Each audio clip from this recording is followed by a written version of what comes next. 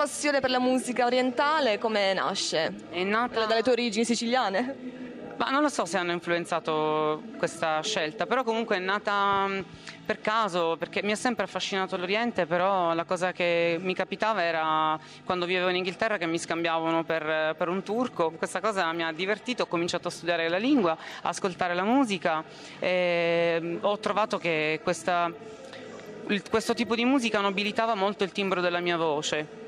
E quindi da allora non ho smesso, poi la mia maestra di canto mi ha incoraggiato ad andare in quella direzione e non me ne sono pentito, mi piace molto e continuerò ancora. Magari forse la tua vera natura questa?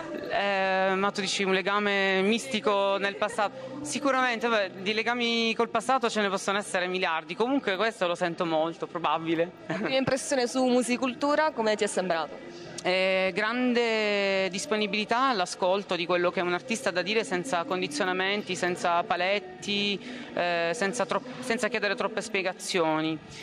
Poi l'ambiente giovane, siete tutti giovani, quelli dello staff, e questa è una cosa. E poi una cosa di cui veramente faccio i complimenti è che c'è una grande comprensione di come vive un musicista, delle necessità di un musicista, dal punto di vista tecnico, dal punto di vista anche dei tempi, quindi che ne so, orari morbidi.